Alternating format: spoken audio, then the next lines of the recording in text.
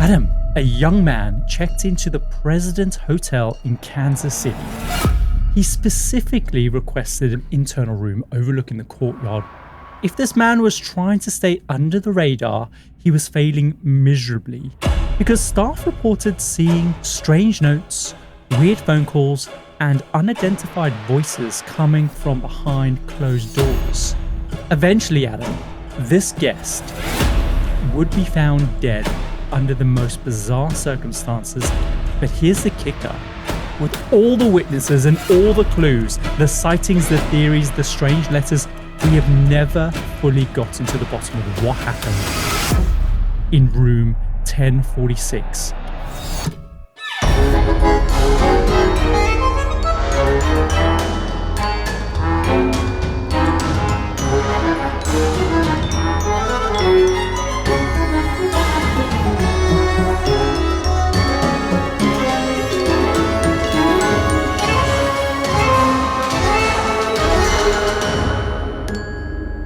Welcome to The Compendium, an assembly of fascinating things, a weekly variety podcast that gives you just enough information to stand your ground at any social gathering.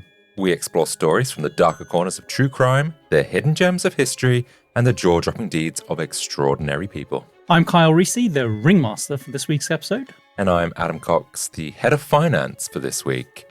Hey, hang on. Isn't that Sue's job? She's HR. Yes, she's HR. And do you know what? I've got a bone to pick with you, Kyle. Why? Because some of the costs of this circus are skyrocketing. I know. And we need to cut back. I've noticed we put an order in for 2 bathtubs of Vaseline. What's that for, Kyle? It's P. Diddy. That's baby oil. A desk full of Cheez-Its, Kyle? Yep. Who could that be for? For someone who likes Cheez-Its, the monkeys. We can't afford like fresh fruit and vegetables, so just like a stack of Cheez-Its. Yeah. Do you know what? There's going to be some changes around here. We are adjusting the salary and compensation packages on some of the roles. Like when you go onto the website, some of them come with money. One's $42,000 a year plus a mystery bonus envelope. Mm-hmm. Like vouchers or coupons. Yeah. We've got the chief ticket stamp authenticity inspector. Just $20 a year. Yeah. Plus eternal glory. So, yeah. We've also got another one for the head of clown diplomacy. All you get for your salary is front row chaos. That's not going to pay the bills. No, it is, because we are not having to dish out the money anymore. No, but it's not going to pay their bills. No, who cares about them? Wow. This is a capitalist state. Yeah. Guys, if you're new to the show and you want to support us, then the absolute best way to support the Compendium and enjoy exclusive perks is, of course, join us over at Patreon, because signing up is free and you will get access to next week's episode a whole 7 days before anyone else. And for as little as $5 a month, you can become a fellow freak of the show, which will unlock our entire back catalogue, including all of our classic episodes. Or the archive stuff, the vault episodes, the ones that we lock away. Because we don't want you hearing them. But Adam, of course, as we say every week, the real reason to sign up as a certified freak or a big top tier member is that you get exclusive access to our one-of-a-kind Compendium keychain. People call it the crotch dangler. Why is that, Adam? Because we like for our listeners to dangle it near their crotch. Yeah. Yeah. So sick. And lastly, guys, please follow us on your favorite podcast app and leave us a review. Your support helps others find us and keeps these amazing stories coming. Adam, that is enough of the housekeeping for this week, because today on the Compendium, we are diving into an assembly of shadowy motives, missing truths, and a death wrapped so tightly in odd detail it almost feels deliberate. Okay, it feels like we've got a murder mystery. Yes, we have. It is a murder mystery. Adam, in 1935, a young man using a false name checked into the President Hotel in Kansas City.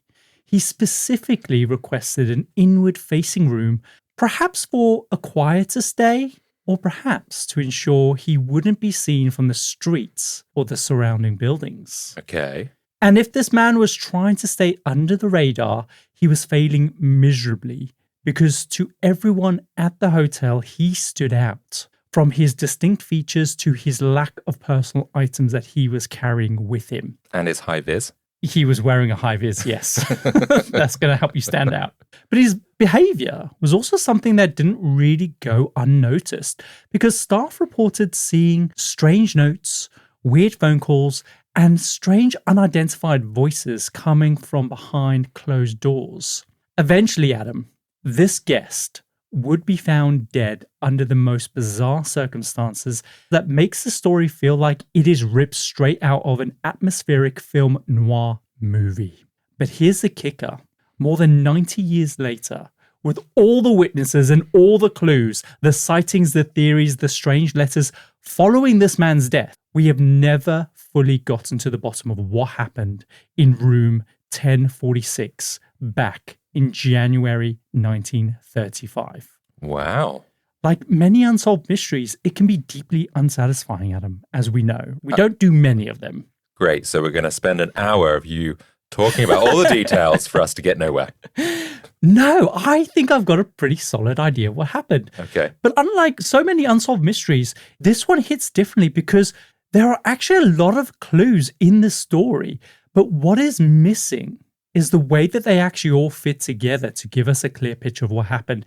It makes this story feel just like it is on the tip of your tongue. And in a moment of clarity, like it feels like you'll almost crack it, which is exactly why the story has probably captivated so many people for almost 100 years.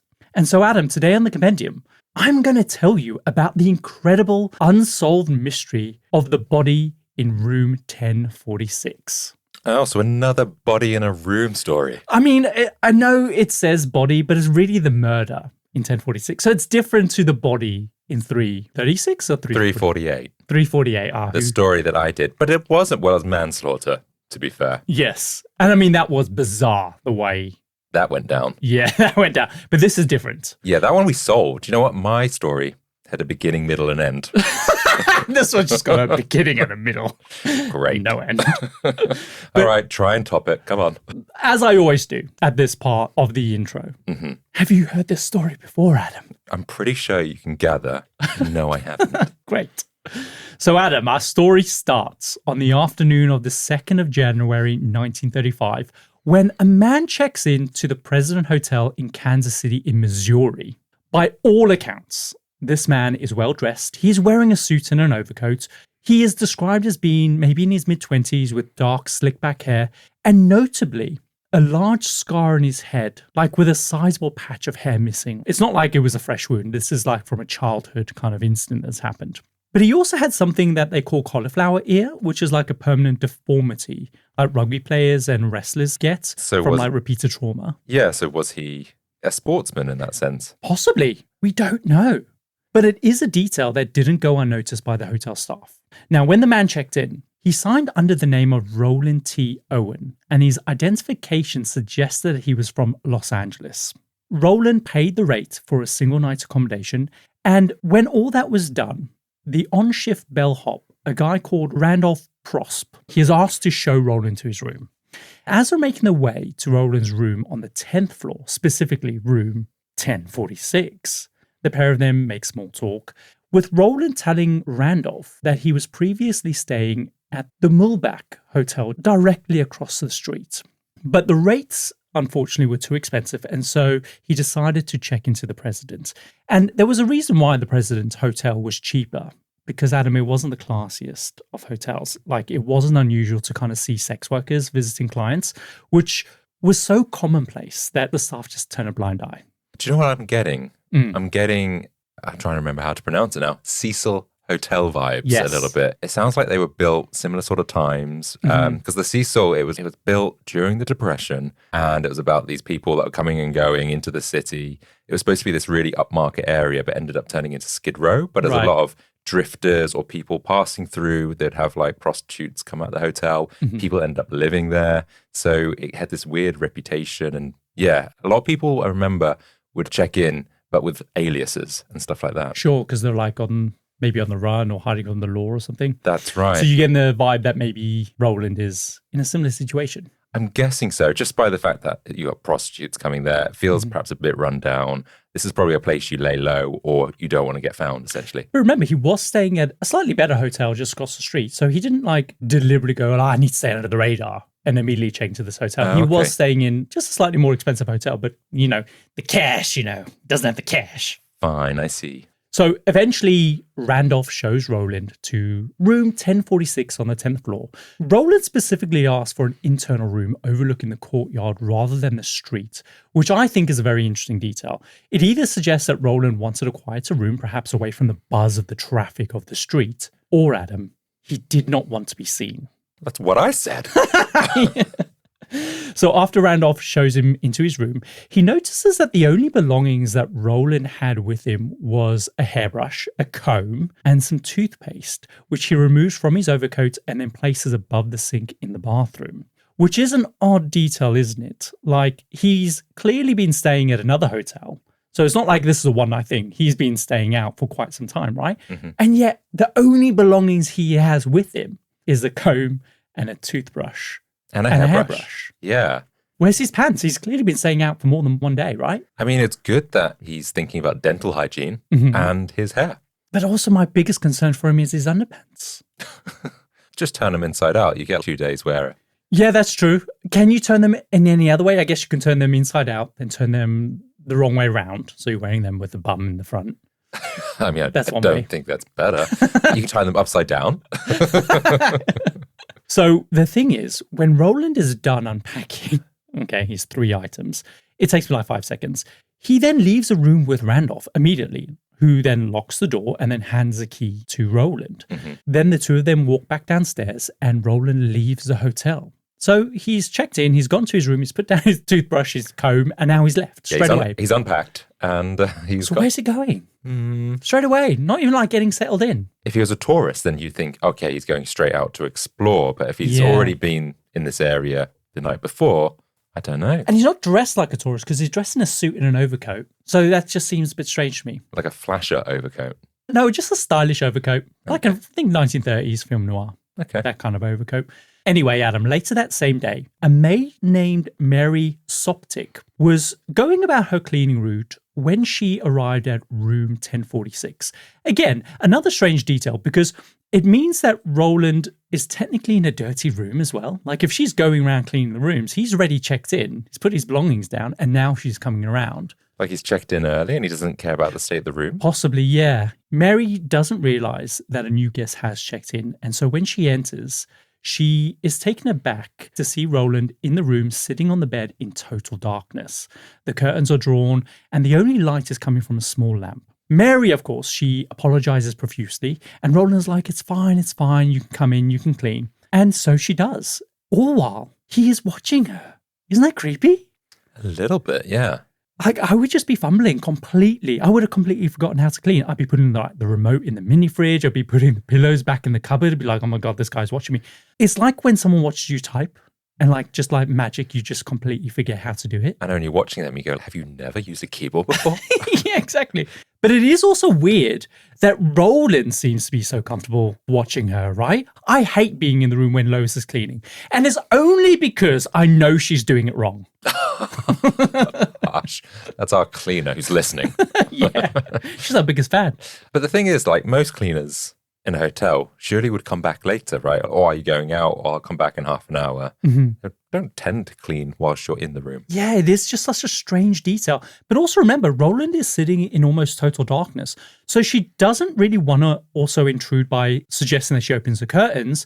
And so she's trying her best to clean in the limited light that she has. Mary says, though, that she gets the impression that Roland was anxious, either afraid or worried about something.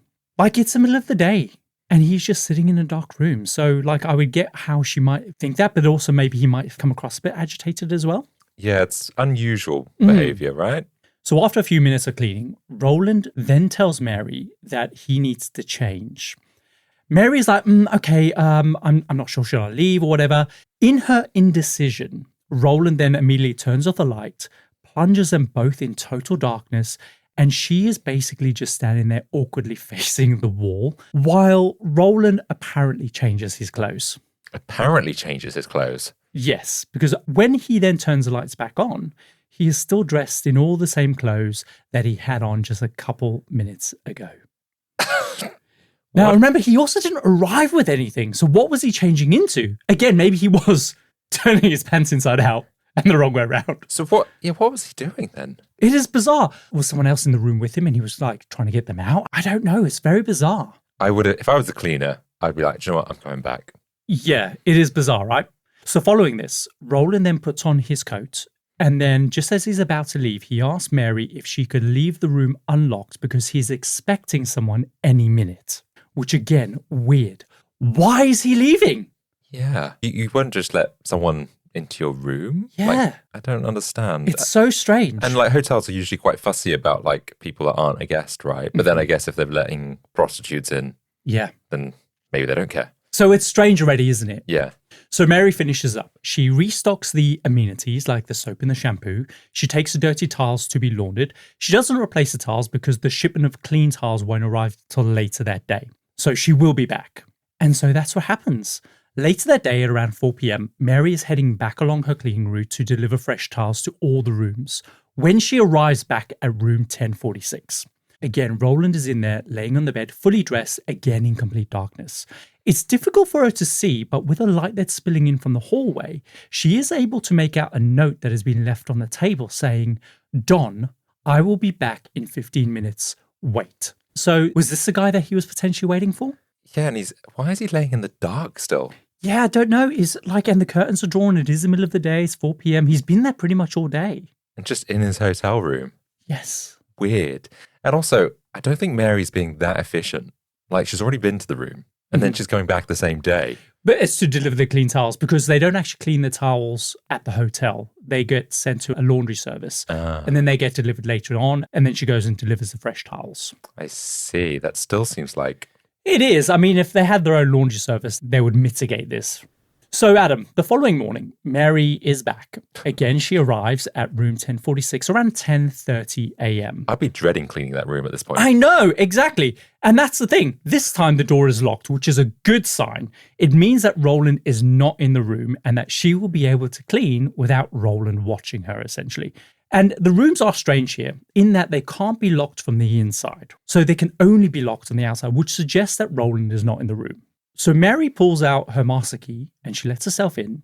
But to her surprise, Roland is in there again, sitting on the bed in the dark.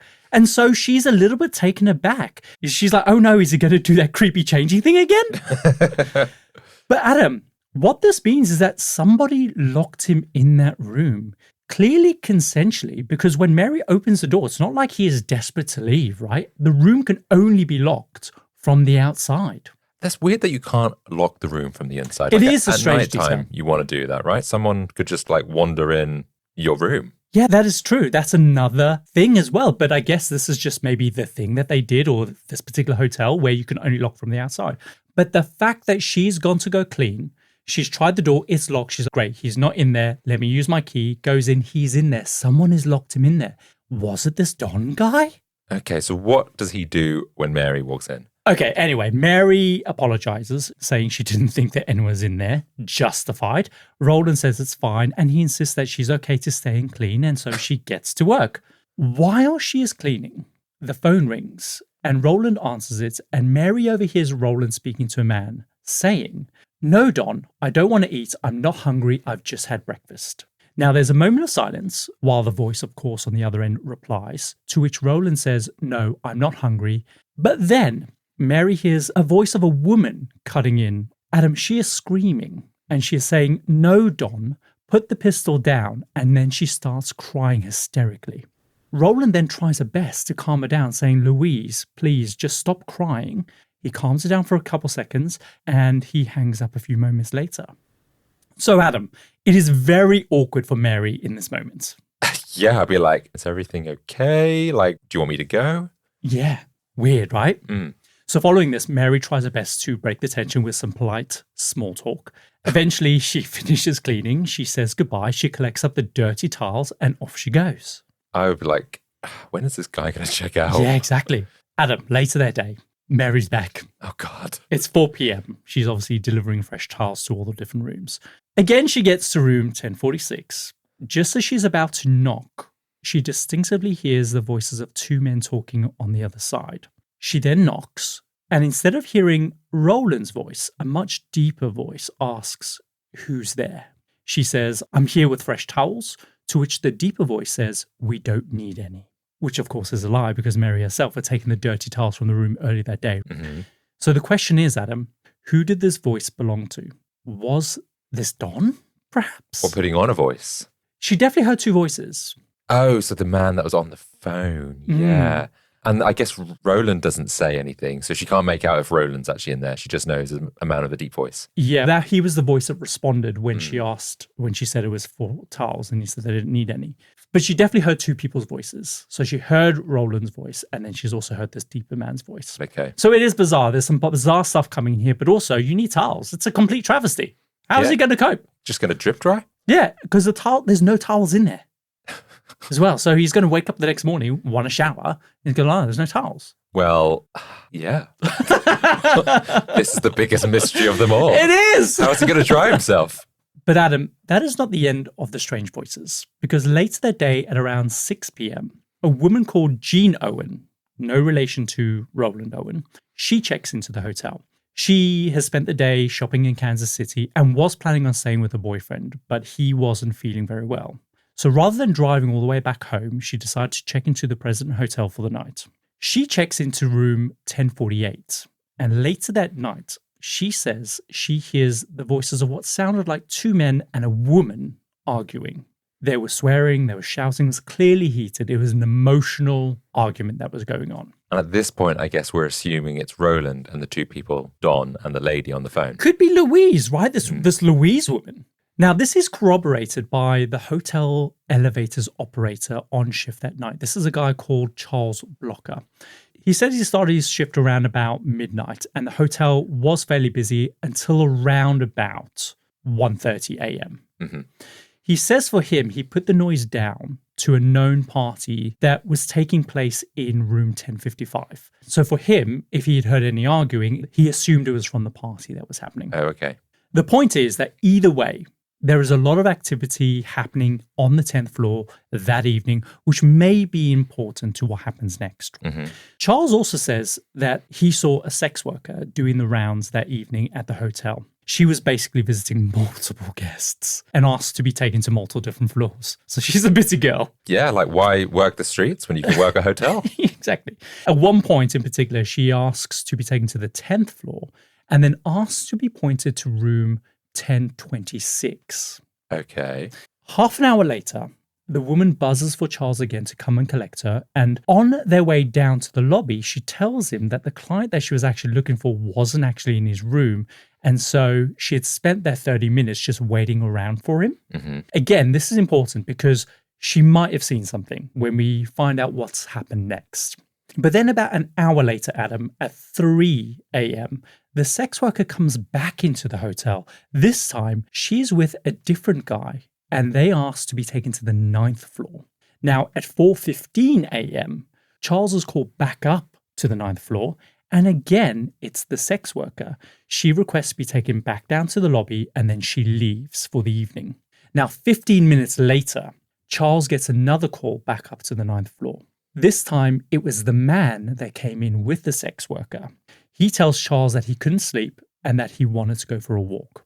And so the point is, it was very busy in the early evening from midnight to 3 p.m. But after that, the only people that are really around is the sex worker and this man, and they've both left. Mm-hmm. Now, Charles Blocker may have ended his shift, but he didn't see the actual man come back. So just saw the man and woman both leave separately. Yes, at a very crucial period of time, between 3 and 4. Mm-hmm. Those are the only people that were seen coming in the hotel. Remember, if you're coming into the hotel and you're going up via the elevator, you have to go through this elevator operator, right? So he's pretty much going to see anyone that's coming in. Yeah. So Adam, that's the setup. Because the following morning at 7 a.m., Della Ferguson, the hotel switchboard operator, is about to start her shift. She is preparing to make her daily wake-up calls, and one of those requests is to room 1046, Roland's room. What's involved with preparing? Oh, there's a lot of preparing that goes into that, Adam. Well, like some vocal exercises. Yeah, she's like, okay, here we go. Good morning. No, too formal. Hello. No. Too happy. Yeah, too happy. Hiya. Oh, God, definitely not. I said that was the one that nails it. Yeah, but someone's just waking up and that's the voice you hear? But I get it's probably like the 1930s. So back then, it's the switchboard operators that are like pulling out wires and the plugging in connections. So she's probably making sure all the wires are like not tangled up and things like that. Sure. But it's nice to imagine that her prep is more involved than that, basically. Well, yeah, this could be the first voice that they hear that day. So she wants to make sure. It's a big responsibility. Yeah. It's like, good morning, Mr. Smith. We'll be ready for you downstairs now. Breakfast is ready. Do you think she's got like one of those like grip strengtheners? Because obviously she's pulling out all these wires. And she's like, come on, warm up, pump up my wrists. Like, I'm ready. Which she cracks her fingers. Like, right, it's going to be a good day. And she's just like really fast, plugging things in and out. Yeah. Very efficient. Very efficient. This is a big responsibility. So she proceeds to call room 1046 and she notices that the indicator light is on, which suggests that the phone is off the hook. And also she can't tell that there's any broadcast happening. So it's definitely off the hook because normally she could plug in and she'd be able to kind of hear if anyone was talking. That's not the case. Mm-hmm. So she asks Randolph, the bellboy, to go up to the room. When he gets there, he sees a do not disturb sign on the door. Randolph doesn't know how to proceed in this moment, but he also knows that Roland, he needs to be waken up as requested, basically. Yeah, it's like, do I knock? Do I not? Yeah, it's a dilemma. Like, this man must be woken up. So Randolph decides in the end that he's going to knock on the door. And a second later, he hears a voice saying, come in. But the door is locked and it can only be opened from the outside. Remember that. So again, Roland has been locked in this room. What's he done? It's so bizarre. The other issue is that Randolph doesn't actually have his master key. So he's like, I can't, it's locked. He knocks a bit more, which obviously isn't going to magically unlock the door. And then he says to the door, just put the phone back on the receiver, and he leaves. Is that what he says through the door? Yeah. Oh, okay. Yeah. He's like, there needs to be a wake-up call. Initially, Randolph, he just thinks that Roland is drunk. He tells the switchboard operator, maybe just give it another hour. And so at 8:30 a.m., switchboard tries again. And again, Adam, the phone is off the hook. But isn't that still not a weird thing? Like the door is locked. How's this guy going to get out if he needs to? There's a fire. And I don't understand why no one's mentioned that. They've made such a big detail of the fact that these rooms can only be locked from the outside. Why is someone going, why is he locked in his room? How's he going to get out? Yeah, no one seems bothered about that. Yeah, no one does. It's a clear flaw in the system. Maybe I've got it wrong. But that's what it says. So this time Della sends a different bellboy up to check. This guy is named Harold Pike. When Harold gets there, he uses his master key to let himself in. And when he opens the door, he finds Roland laying naked on the bed. The room is dark, just as obviously it always is. But with the light that's spilling in from the hallway, he's able to make out a bunch of dark spots on the bedding. So rather than disturbing Roland, though, Harold goes over to the telephone. He sees it's been knocked onto the floor. He picks it up. He places the receiver back on the unit and then he leaves the room, right? Mm-hmm. Like, he needs a wake-up call. Why don't you just wake him up in that moment? I know, but if he's naked, like, where do you look? Yeah, it's men. It's fine. It's fine. But no, Harold is like, this must be done properly by switchboard. They put so much effort into preparing. They don't want to mess with it. There is a process. We don't mess with the process. Exactly.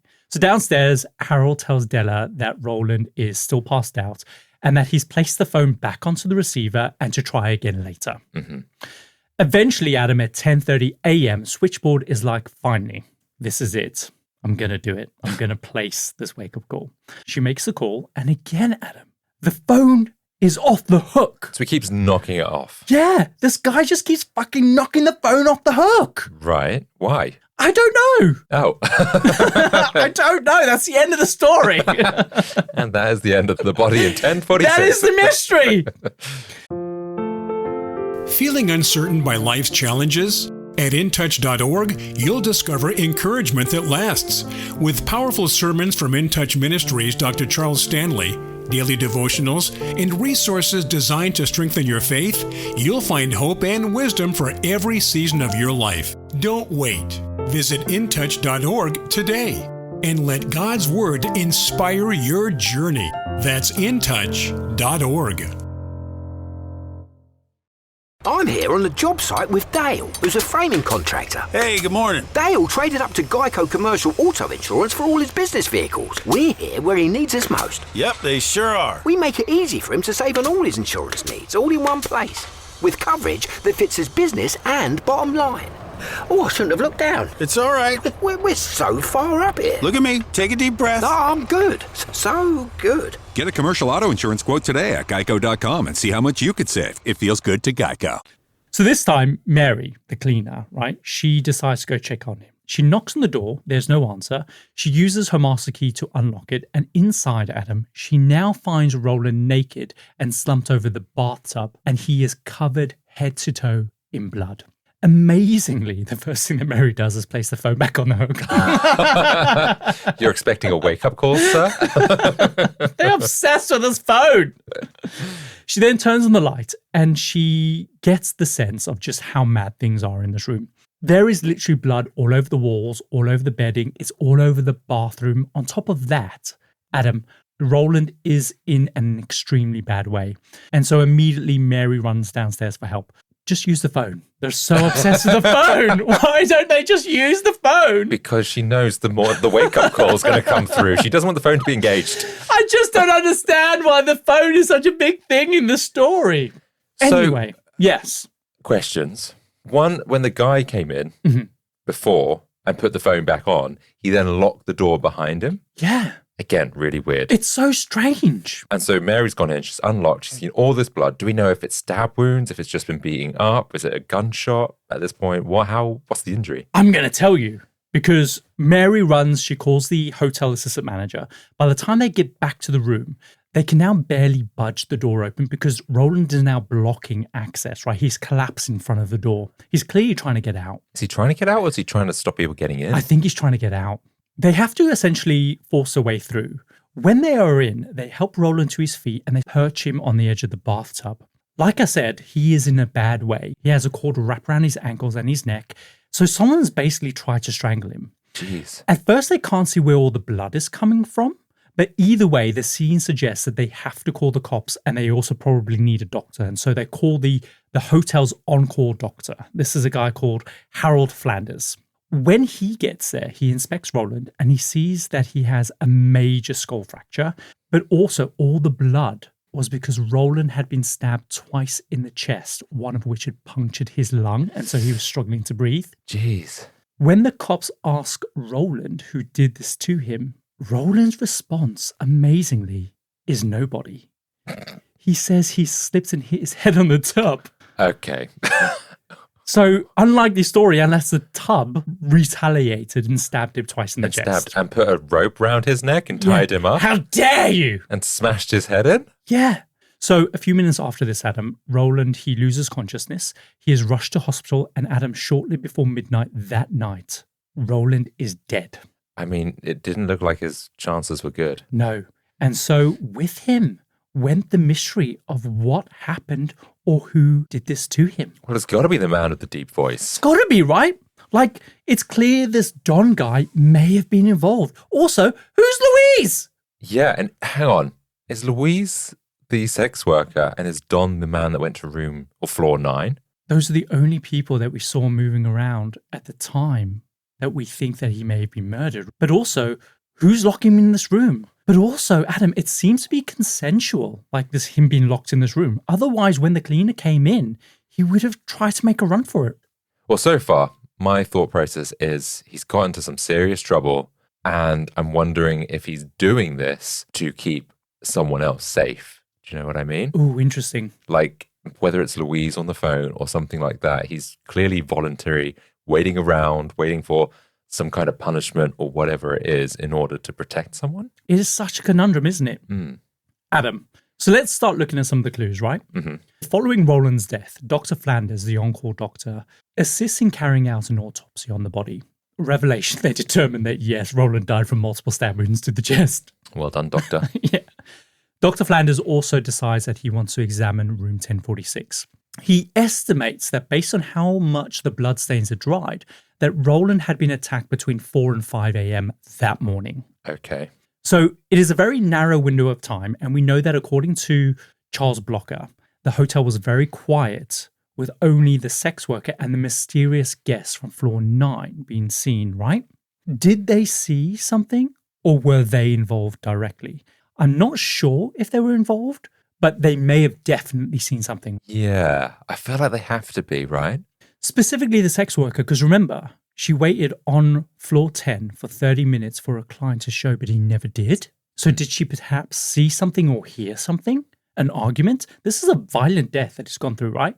I doubt it would have been something that would have been done in silence.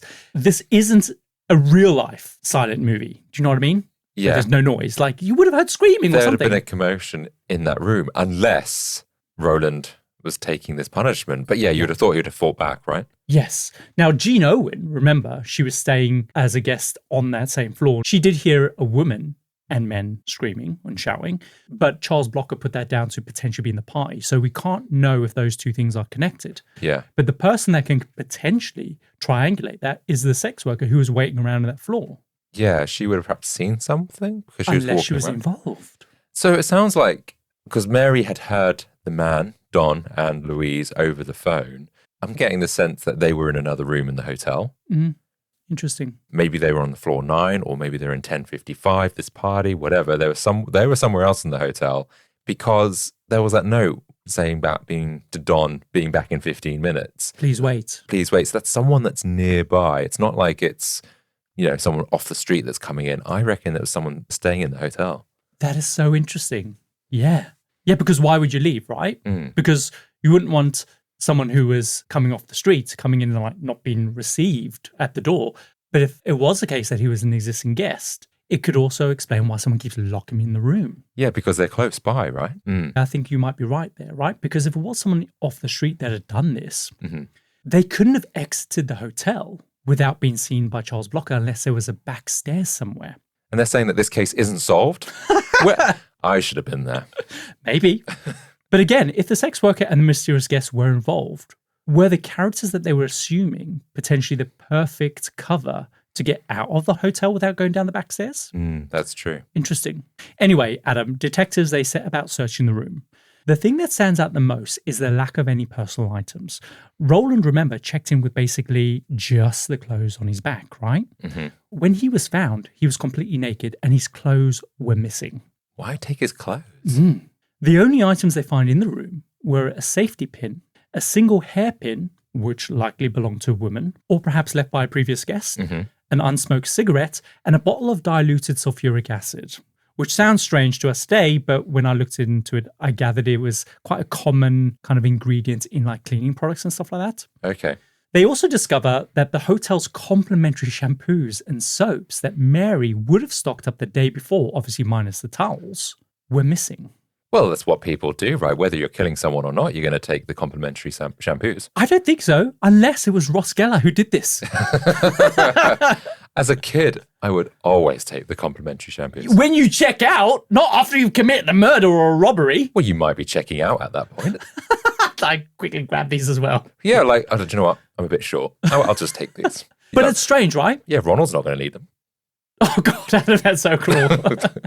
So the cops, they do dust for fingerprints. And on the phone, they find a set of prints that do not match Roland's or any of the staff members that handled the phone. But they do find a set of prints that are small enough that the cops conclude must have belonged to a woman. So she was there, this woman. So next, the cops contact the LAPD, since his ID suggested that he was from LA, right? But the LAPD say that there was no record of anyone under that name living in the city. And so he was using a fake ID, which to me suggests some degree of prolonged organization. Do you know what I mean? Like, this isn't like, oh, I'm trying to protect someone. This is last minute. Something bad's happened. He's clearly been prepared enough to arrange a fake ID long enough in advance for him to have got one printed, right? Oh, interesting. Yeah, it's not like spare at the moment. He's just given a fake name. Yeah. He's actually got fake ID. Yes. Yeah, this is what I mean. There's something shady about this hotel. So bizarre. And so, of course, the cops are at a loss. They decide to then turn to the press to see if the public might know anything. They run a story on the front page of both the city's major newspapers about this strange, elusive, unidentified man who was murdered under mysterious circumstances in room 1046. And Adam, within days, a bunch of people contact the cops. Now, most of these people They are people who are missing their own family members and are keen to see if maybe Roland is potentially them. Mm-hmm. So the cops decide, because of the influx of people that want to come and rule out whether or not Roland is their family member, they decide to take Roland's body to a local funeral home so people can go and see if they can identify him. But out of all the inquiries, nobody is able to provide a solid ID on him. Over the next few days, the story is then picked up by more and more publications, and eventually it's become this national news story. Again, it attracts a ton of interest. But again, still from all of that, there's no solid leads that come from any of it. No one is really able to identify him. Mm. While this is happening, though, the cops think that they may have stumbled upon a potential clue when a bloody towel is found at the hotel. But Adam, after testing it and speaking to some of the cleaning staff, it turns out that it was a towel that they used to clean up the room after the cops have finished examining it. So they're like, it came from the same room, you buffoons. Yeah. But it's like, there's so many of these different things that are kind of sending them off on these different goose chases, essentially, when it turns out it's just a towel that the cleaner had used. Next, the cops decide to pay a visit to the hotel across the road where Roland said that he was staying the night before. But again, Adam, they have no record of Roland ever checking in. Staff do, however, say that they remember a man matching his description, especially remembering the cauliflower ear and also the big patch of missing hair on his head. So I was going to say, that's quite a telltale sign. And also, with that kind of scar and injury, maybe he is involved in some kind of gang. A lot of violence. I don't know. I wouldn't say that looked like a fighting scar. When I was looking at his autopsy photographs, it does look like he was either born like that, could like a birthmark, he's just born without a patch of hair, or that it was clearly a childhood trauma thing. Doesn't look like it was a result of a fight. Didn't look like a nasty scar. But then the cauliflower ear, that would suggest that he's a fighter or is a gang member. Like a boxer or something. Yeah, for sure. So there's no record of Roland checking into the hotel. But like I said, the staff, they do remember the scar and the cauliflower ear. But the person that checked in with that description wasn't a Roland T. Owen. It was a Eugene K. Scott. And also, he gave an ID suggesting that he was from LA. Again, he's got two different IDs, again, suggesting that this is something a little bit more organized. Yeah. Yeah, to have two fake IDs, that's very bizarre. Yeah. But even at this hotel, he also requested an internal room as well, which is a detail I find very interesting. Did Roland have a sense that he might be targeted? But also, it tells us who might be targeting him as well. Because remember, at the second hotel, the President Hotel, he was staying on the 10th floor. Nobody would have seen him through the window unless he was worried about someone tracking him from an opposing building, which gives you very much CIA sniper vibes, right? I was just thinking, is this a spy or something like that connected? Because I was thinking of that woman. What's her name? Jennifer Fairgate. Yeah, a little bit like that. Just that he gets in some fights. He's got two IDs. Maybe he stayed in one hotel to kind of lure someone, and then he goes to the other hotel to then spy on someone because he's always in the dark. Maybe he's watching through his curtain what's going on. But he's in an internal room facing the courtyard, so he wouldn't be doing the spying. That's true. It's so bizarre, but you're right. We're definitely getting CIA agent vibes here, potentially. Again, the cops, they run this new name, Eugene K. Scott, with the LAPD. And again, there's just no record of that name. So with all this interest in the story, Adam, people are still coming to see Roland's body at this funeral home. One of those people, and this bit baffles me so hard, is a guy called Ernest Johnson, who thinks that maybe Roland might be his cousin Harvey. Okay. But when he brings his sister to view the body the second time, she says, Ernest, our cousin died like 5 years ago. Then why the hell did she go in the first place? I know! I'm like, what? He's like, what? Harvey's dead? Who got his condo in Boca? That's so weird. What is happening with the story? That's like, just maybe he's always got these weird conspiracy theories or goes from wild tangent. She's just entertaining it. It's like, look, told you he's dead. So funny. It's so funny. Another potential lead comes from the viewings is from a wrestler promoter who thinks that Roland's picture in the paper looked familiar and thinks it might be a guy called Cecil Werner. According to the promoter, Cecil had contacted him a month earlier, hoping that he could get booked on some matches, right? I mean, the cauliflower ear and the kind of big patch on his head, that potentially could be... He's a fighter, yeah, of some kind. He says that he ends up referring Cecil to another promoter, but when that promoter goes to see the body, he does not recognize the face at all. And that is the interesting thing about the story. So often a clue or a lead, it will look promising, but then immediately just ends up in a dead end. How well are people going to be able to recognize him just because how well do they know him? Like this promoter. The scar on his head, that's always on view. It's so distinctive. If you catch it, you might miss the cauliflower ear, but still when you see it, right? It's bizarre. Yeah. Adam, so after a few weeks, the story has started to dwindle in the press. No new leads have come in, and so the cops start moving on to other cases. It very much starts to look like this is going to be just another cold case. Of course, the funeral home still keeps Roland's body in the freezer, hoping that someone will come forward and claim him. But after a couple months of this, in early March, the funeral home announces that they will be burying Roland's body in a pauper's grave since nobody has physically come to claim him. But just as they're making preparations, they receive a phone call from a man saying, "Do not bury him in a pauper's grave. I will send you the money for a proper funeral." And they request that Roland be buried in Memorial Park Cemetery in Kansas City. So Adam, very interesting that at the 11th hour, someone comes forward, especially when it comes to placing him to rest, which makes me wonder if this tells us something about the people in the know. Like, the fact that he is not to be buried in a pauper's grave, to me, from this caller, seems very urgent. Like, it makes me wonder if they are maybe devout Catholics. With that, I also then get a very mobster vibe feel. Do you know what I mean? Yeah. Like, the mob, they are brutal, but they also have a big respect for the Virgin Mary and baby Jesus. Yeah, and these people have come forward knowing, they must know something about him, right? Is it an anonymous donation? Yeah, we don't know who this guy is. Fine. So I'm just thinking like they've waited for all these people in the news to identify him. Now that they've got to do something with his body, That's when they come forward. So, yes, they know him, right? They must know him. Sure. So the mysterious caller is still on the phone to the funeral home. And depending on which source you read, the next bit is a bit conflicting. But the reason he gives for wanting Roland buried in this particular cemetery is so that he could be buried closer to his sister.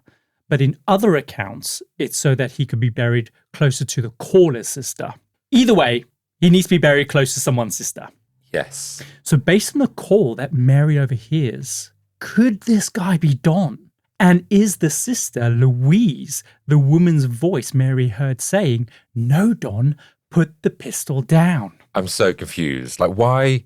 Who's doing this? Why? Who just come forward, this person? Yeah, so weird. I think the caller must have known or have had something to do with Roland's death. Otherwise, I think they would have come forward a lot sooner rather than waiting for the 11th hour. The fact that this urgency to contact the funeral home only comes after it's decided that he would be buried in a pauper's grave, I think tells us something about who they are.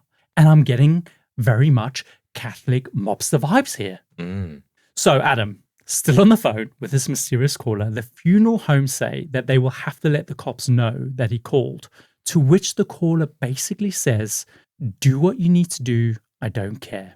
He then tells the funeral home that Roland was killed because he was having an affair while he was already engaged to someone else, saying that he, along with a woman, met Roland at the hotel and said, "Cheaters usually get what's coming to them." And then the caller hung up the phone. So are we thinking then, trying to work this out, Don is the brother of either the woman he's having an affair with, or the girlfriend. Yeah. Yeah, possibly. Is Louise and Don brother and sister? Mm. And is this why she maybe said, "Put the pistol down, Don"? Yeah, as if you don't hurt him, you know, it's not, that kind of thing. He's bleeding for Roland's life, or she is. And again, could it be mobster vibes that you're getting, deeply Catholic, who have gone after, like he's a cheater, we got to do something about it. He's cheated on my sister, they killed him. Yeah. But then, of course, being mobsters or Catholic or whatever, they still want to make sure that he gets laid to rest correctly. Yes, and so Roland has been hiding out knowing that this guy is after him. But then he's letting him in. He's left a note saying, "Come in, I'll be 15 minutes. Yeah, that bit I don't get. Adam, so this makes me wonder if the woman and this guy were the sex worker and the mysterious guest from Floor 9, but also what you said Could they have been staying in the hotel, hence why they were able to come and go and also not be seen by Charles Blocker or anyone in the hotel leaving the hotel because they were going back to their own room, with the exception of the sex worker who we know left. And do we definitely know that she was a sex worker, or was she pretending to be a sex worker? Exactly. Who else was she sexing that night? Exactly. So bizarre. So initially, Adam, the cops think that this call is just a hoax. But a few weeks later, as promised, the funeral home received an anonymous letter with $25 inside, which is the equivalent of $600 today to cover Roland's funeral expenses. $600 for a funeral expense? It's like a wedding, right? Oh, deaths and weddings. They charge through the roof. Back then, as before they realized the opportunity. Oh, okay. Yeah, I can say that seems like a steal compared to how much it costs to bury someone now. Yeah. But get this, I don't think that this is only a guilt-ridden Catholic doing the bare minimum to ensure that Roland's body is put to rest in accordance to, the Catholic faith. I honestly think that there is a deeper personal element to Roland too, because, Adam, as well as the $25, 2 other envelopes, each containing $5 each, is sent to a local florist for an arrangement of 13 American Beauty roses to go on Roland's grave. If they were just looking to put him to rest because they were guilty Catholics, that would be enough. But the fact that they're topping it off with some beautiful roses that cost like $10 worth of roses, right, says to me that there's a more personal element there. And that little detail, I think, tells us something about the connection that whoever did this to him has to this Roland guy. So it could be like a brother-in-law or something like that, or was part of a family. Get this. With the flower money was a handwritten note clearly written with the writer's left hand that said, "Love forever, Louise." And Don. Oh no, okay, sorry. No, just Louise. Oh, hang on. So maybe, but there was a mysterious man caller, right, that donated the money. Yes. But then maybe Louise is the one that's paid for the flowers. Yeah, possibly. And the note. So I think that possibly she could be the fiancé or the mistress. Yeah, I don't know who. So the question is, who the fuck is Louise? I think she might be the fiancé and the caller was the brother Don. Mm-hmm. I think there is a gangster Catholic element at play here too. But at the same time, Louise could also be the woman that he was having an affair with. So it's all very bizarre. Anyway, Adam, shortly after this, the funeral home, they hold the funeral. There is nobody in attendance other than the minister and the detectives, some of whom acted as pallbearers. After the funeral, some of the detectives, they staked out at the cemetery posing as gravediggers in the hope that whoever this person was, or even sent the flowers, clearly with this emotional kind of connection, might come and visit. Mm-hmm. But Adam, nobody ever did. So it's strange, isn't it? That they went out their way to get in these beautiful flowers. Clearly, there's a connection there, and yet they didn't come to visit. Or maybe they possibly understood that the cops might be staking out and just waited until the cops went. Yeah, they might need to lay low. Or maybe they are still angry at Roland, but they've done this part. Yeah. They don't need to go and pay their respects or anything. So Adam, following this, the story kind of goes away. Occasionally the newspapers will resurrect it with posts like, "Remember that strange man who was murdered in room 1046? Yeah, well, what's up with that?" Yeah, and his cleaner kept walking in on him. Yeah, I don't think that was in the paper. She got changed in front of him and she had to just stare at a wall in the dark. Creepy. What's up with that? Yeah. Adam, one of those articles is seen by a woman called Ruby Ogletree from Alabama. She notices that Roland looks suspiciously like her son, Artemis Ogletree. In particular, it's the scar on his head, which she says was a result of a grease fire when he was a kid. It's unmistakable, right? Because it's so large and it's in his hair. It's like a big patch of missing hair, right? So if you see a picture of that, you're going to go, not many people have that. So she knows her son is missing, or she hasn't seen her son in a while. It sounds like she's not quite sure it's him, but thinks it's him. Adam, she's confused because according to the article, the man died back in January and she's received the occasional letter from him saying that he was fine. Oh. So Ruby contacts the Kansas State Police and they compare her description of his son to Roland's autopsy photos. And it turns out that the man killed in room 1046 was not Roland T. Owens. His name was Artemis Ogletree. It was him then? Yeah. And he wasn't in his mid-20s as they suspected. Adam, He was 17 years old.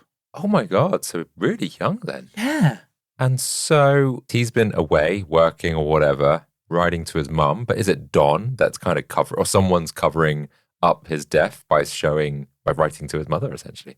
Who knows? And that's the interesting thing. Like Ruby said that she has since heard from Artemis via letter on 3 separate occasions since he supposedly died. The first was soon after the murder, and it was postmarked from Chicago. She does say that she found the letter very unusual because it had been typed up and she knew that Artemis didn't know how to type. Mm-hmm. She settled on the idea that maybe someone might have typed it for him. But the other thing that stood out was that it didn't really sound like him. It used a lot of slang and language that she'd never really heard him use before. The second and third letters were received 5 months after Artemis's death in May. Both of these were handwritten, so not typed.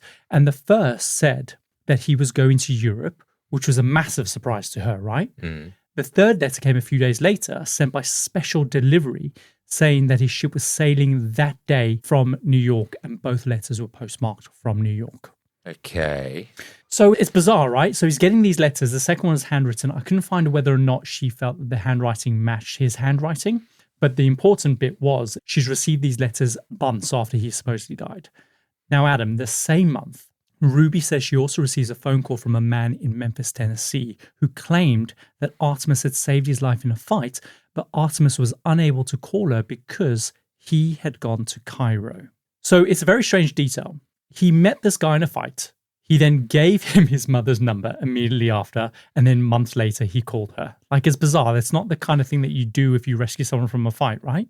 Yeah, so the guy who's calling was rescued by Roland, or Artemis, sorry. Yes. So therefore, yeah, that doesn't make sense. It doesn't. It feels like a cover-up, doesn't it?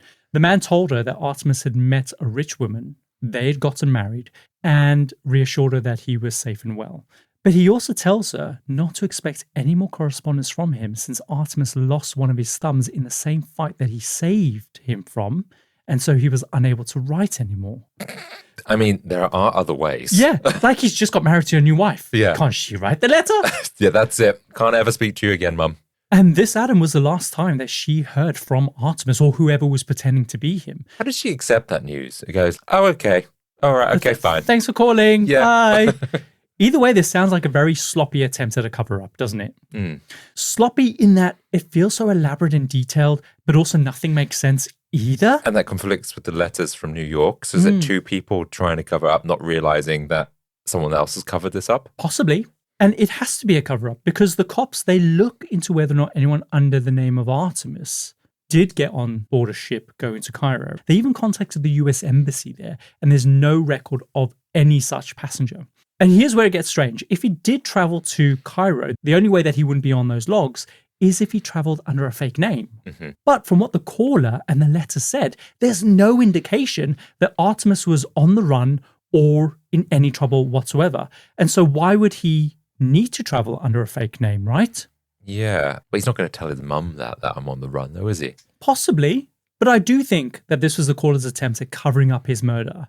But it is done in a way that just doesn't make any sense to me at all. Like, why feel the need to contact his mother at all? There's no need to contact his mother. It's not like she was looking for him actively. Do you know what I mean? Unless there was some sort of guilt about, like, his mum's going to worry. Ah, that Catholic guilt again. Something like that. But we don't know if it's maybe, is it the woman that's doing this? Louise is like, but Dad, it's his mother. Yeah. Think about his mother. So is that why? I don't know. Adam, it is also through this correspondence with Ruby that the cops manage to pinpoint another hotel where Artemis may have been staying. This was the St. Regis, right? Now, staff remember him again through the headscar and the cauliflower ear. But Adam, get this. They also remember that he shared a room with another man. Okay. So for me, this could be one of two things. Maybe this was Don, or maybe this was the man was not Don, and instead the person he was having the affair with. Now, bear with me. Was Don just the brother of Louise, who he was cheating on? We know that from the note that Mary Soptic saw, right? Mm-hmm. Don, wait, I'll be back in 15 minutes. But did Artemis check into a different hotel away from his male lover so that he and Don could have a chat about the situation involving Louise? This would explain why he had no belongings with him, just a hairbrush and some toothpaste, because all of his actual luggage was back at the other hotel that he was sharing with this other man. Because he wasn't checking in for one day. He'd been away for a while. So where's the rest of his stuff? That's true. So he's done this to get, like, to try and deal with this situation away from this other man. Because what, is he dating Louise and this other man? Well, the caller said to the funeral home that he was having an affair. Did he say with a woman or just He didn't. He didn't. We just assumed that, didn't we? Yeah. And so when they did meet up at this hotel, did Louise go with Don? Does this explain the hairpin? Does this explain the fingerprints on the phone?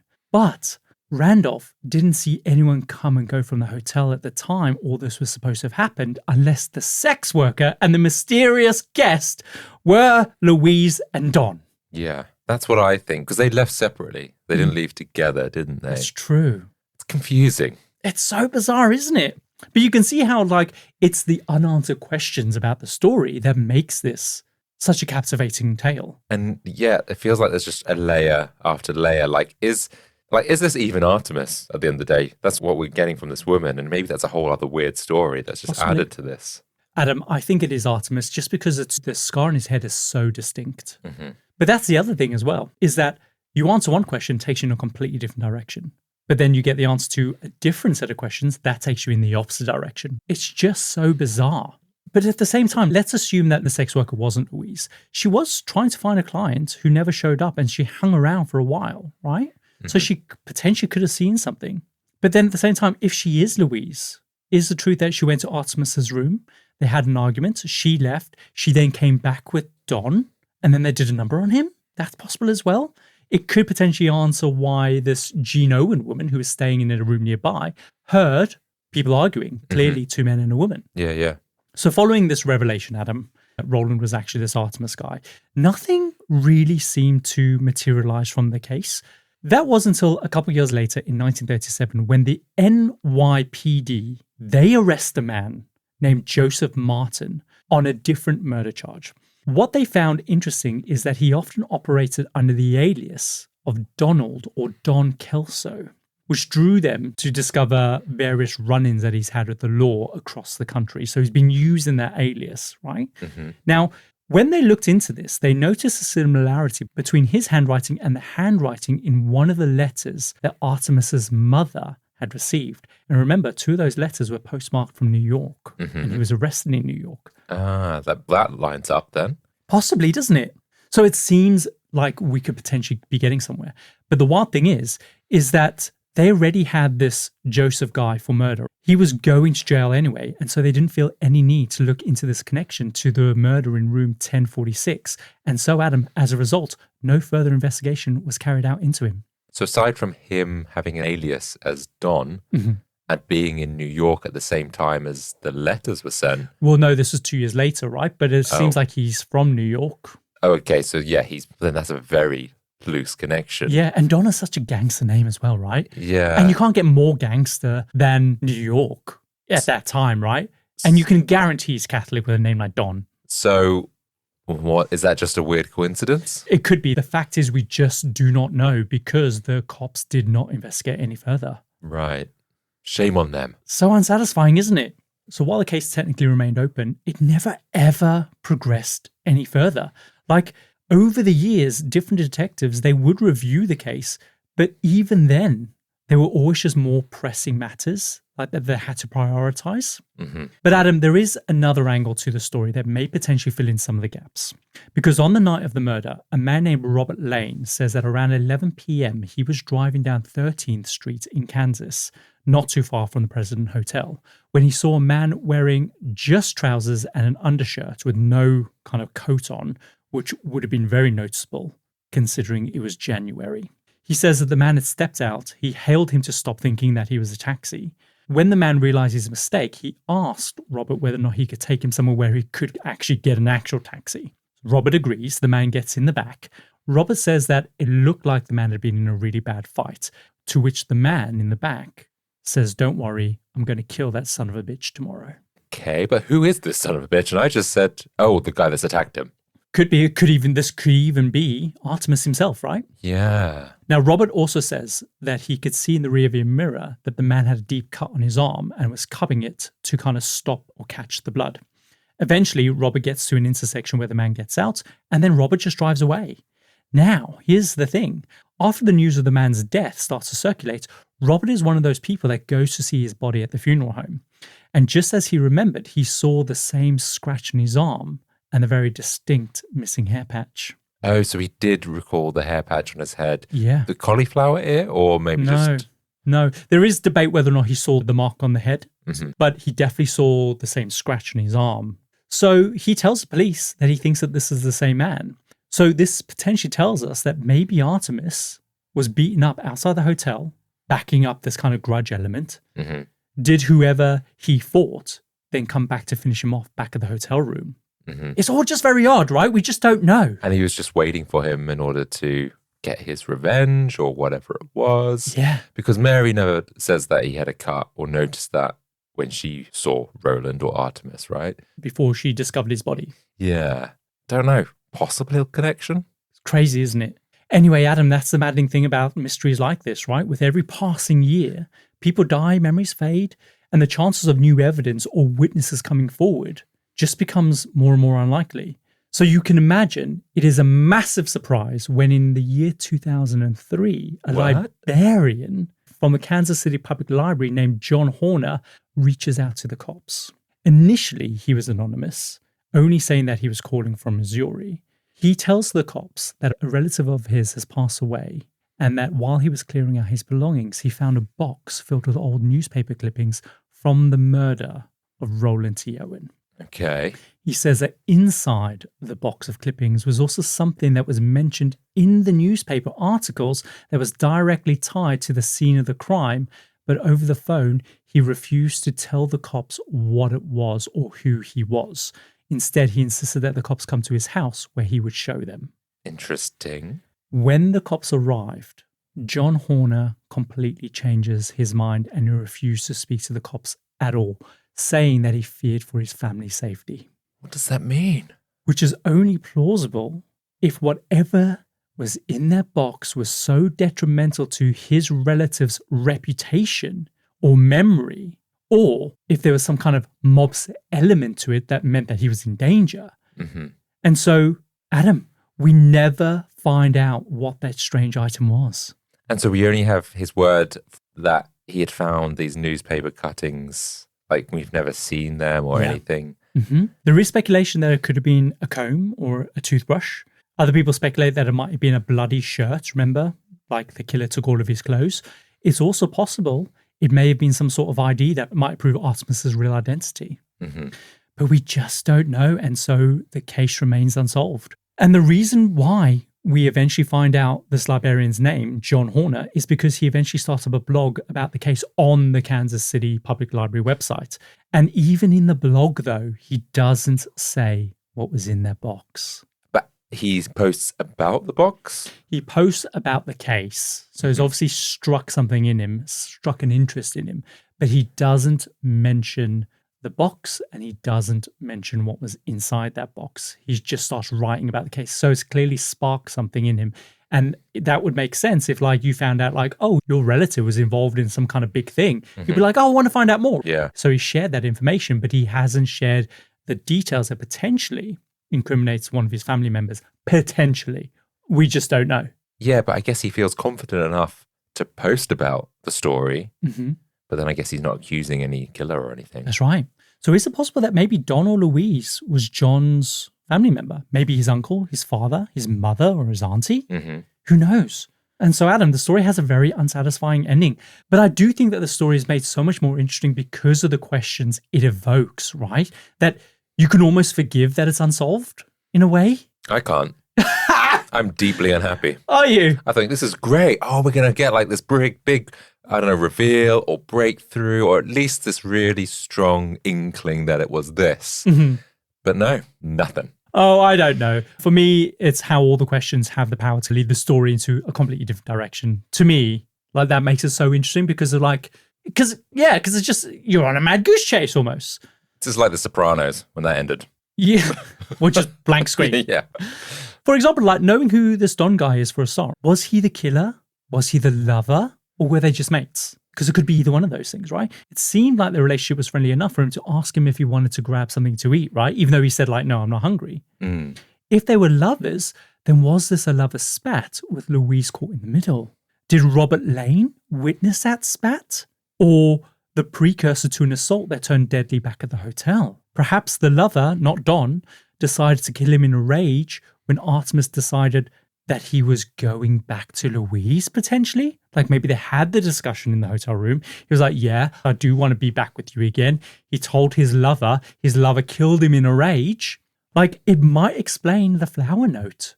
Like, love forever, Louise. Because, I don't know, if he was having an affair with another man, I understand that the anger that Louise, let's say, for example, might have would be different if it was another woman. It would be more hurt rather than anger because she's not competing with another woman, right? And so I think that there would still be this sentiment of like, I will still love you forever. I know you can't change who you are. Do you know what I mean? I get that, yeah. And maybe that's why she convinced whoever this guy, Roland or whatever, to give him money for a funeral or whatever. Possibly, yeah. Because that's the really odd thing out of this whole story. No one came forward, could really identify who the body was. And then there's this call, like you say, at the 11th hour where they do give him a proper burial and there is flowers there. So there is something. Like Louise would have come to visit his body if something was all well and good, right? Sure, yeah. And that's why I think that maybe the mysterious caller paid for the funeral because he was doing his Catholic duty. Louise sent the flowers because she still loved him and that was her token, her way of remembering him potentially or her way of doing something to honor him. But he's only 17. Like, Young. And I'm guessing she's young as well. But then he's off with potentially another man or at least another woman. Yeah. It's a lot to be doing at 17. Yeah, that's true, actually. I was still wanking into socks. That's not what I meant. But then, Adam, you also have the sex worker seen on the same floor near 1046 and her male companion, possibly Don, right? Together, did they torture him? The phone was off the hook. They didn't find Artemis' fingerprints on it, but they did find female fingerprints. Was that the sex workers? There's just so many questions in the story, which is what I think makes this such an enduring one that has lasted almost 100 years. This, I guess, is going to last another 100 more because we just don't know. We're just never going to know unless that librarian's going to cough up. Possibly. We can only hope. But Adam, that is the story of the murder in room 1046. Well, like I say, Kyle, really interesting story. Completely left unsatisfied. Yep. I'm sorry. I just thought it was such a great story. I hope everyone else has been listening for the last hour and a half feel just as enthralled as I am. We might be able to spur some kind of sleuths to go off and do their own investigation. Let us know. What did you find? What information's out there? What are we missing? What's the angle? What did Artemis's mother do? She obviously found out her son is dead. Did she not want the police to investigate more? What's going on? This is why I'm slightly angry at John Horner, right? The librarian. Sure. But what about Ruby Ogletree? What about his mother? Yeah, you want to protect your own family, but they're dead. You've got Ruby Ogletree out there still wanting that closure about what happened to her son, and you're denying her of that. That's 70 years after the event. Oh, she's probably dead. That's not what I meant, but also this librarian, John Horner, 70 years ago that this happened when he came forward. So was one of his relatives still alive? Was he still involved? Do we know that he's involved in a mafia or some kind of mob? Possibly. I mean, he's from Missouri, so probably not. So then what is he doing? I don't know! Why is a librarian being so cryptic? Aren't they supposed to be good people? Like priests. Yeah. Adam, that's the story. That's my story for this week. Okay. Do you fancy doing some member shout-outs? Yeah, let's do it. So this is the part of the show where we remind you that the Compendium is not just a podcast. It is also, for reasons that remain legally and spiritually unclear, we're a literal functioning circus and a legally regulated place of work. Who is hiring, of course. We are, exactly. So make sure you guys head over to thecompendiumpodcast.com, click the job tab where you can browse through all of our growing collection of bizarre, suspiciously specific, deeply bureaucratic circus roles. All of which sound fake and yet somehow feel more professionally organized than most companies I've worked for. It's true. It is so true. You can pick your favorite role, apply for it, and then tell us exactly what you do in your position day to day. And not in a vague middle management sort of way. Oh no, we want proper details. What are your duties? What incidents have you had to deal with? Who's underperforming? What are your KPIs looking like? Is morale low? Has somebody been bitten by a ferret again? Oh, we have ferrets now. I forgot to tell you. Should that go on the list of things we need to cut expenses for? Yeah, well, if they're unwanted. If they're free ferrets, that's fine. But they still need food. Also, if you guys include a photograph on your application, you will instantly be added straight to the team members page as well, where you will be officially part of the Compendium family. And as always, every week, we will pick our favorite performance review and read it out on the show, which means it is now time for this week's glorious employee spotlight. So this week's employee of the week is Loney Alexander. Loney is our confetti fallout recovery operative. And what does that mean, Kyle? Adam, basically, we've had sign off for someone very special to treat confetti like hazardous material around the circus, because it is, right? We've had people lose eyes. Have you ever got glitter in your eye? It is fucking horrible. I've never had glitter in my eye. Oh, yeah, and you can't get it out. Do you know what? I remember I went to a party once, and I think it must have been like a month later. I blew my nose and glitter came out. It was in there. It doesn't go away. Maybe you're just so gay that you sneeze glitter. Yes! Basically, part of her job is to track drift zones, run cleanup operations, and recovers escapees. Escapees? Yeah, escapee glitter. Oh, okay, got you. I thought like people trying to escape from glitter. Part of the role is to produce a fallout map, providing the confetti remained within containment, despite all evidence on the contrary, and the fact it is in your shoes forever. Yeah, I don't like that. It's like sand. Yeah, it is horrible. Anyway, do you want to tell us how Leonie is getting on? She says, I can't stand a mess, so I'll be the best confetti cleaner in the world. After every opening, closing, and even on her lunch break, I'll make sure that the confetti is cleaned up every speck on the circus That's area. what we're looking for here, Loney. She'll make sure there's no hazardous materials in the confetti. She once missed... Like what? Needles? She once missed a piece of lion crab mixed in with the confetti, covered up with Grandma's pot puree, and went on with her day. Hang on, did you say crap? I said crap, yeah. Everyone got pink eye that day. Yeah. She gives herself a 10 out of 10. Even if I miss a spot, I blame it on Kyle. And then he gets in trouble. And she just has a good old chat with me afterwards.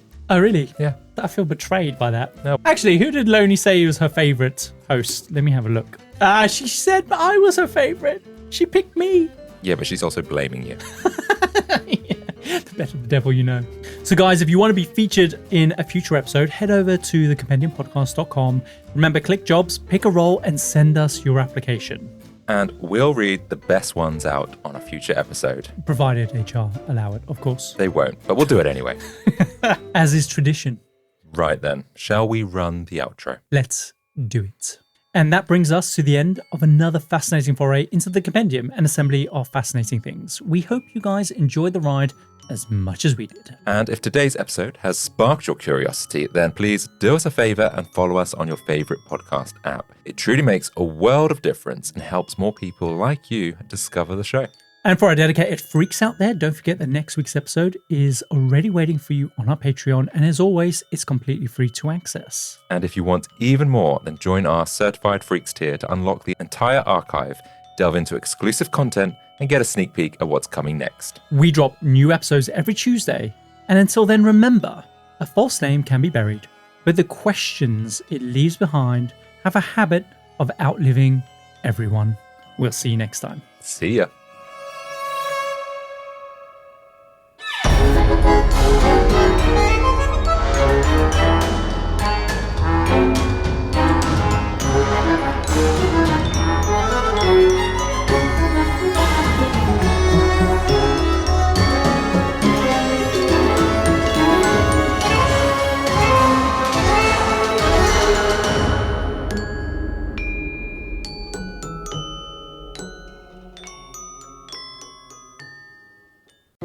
Life is full of challenges, but you don't have to face them alone. At intouch.org, you'll find powerful sermons from Dr. Charles Stanley, daily devotionals, and resources designed to strengthen your faith and bring hope into your everyday life. Whether you're searching for encouragement, biblical wisdom, or practical guidance, intouch.org is here to help you grow closer to God's promises. Discover truth that speaks to your heart. Visit intouch.org today. If you like the show, please take a moment to rate, review, and subscribe. It really does help the show to grow. Thank you for listening.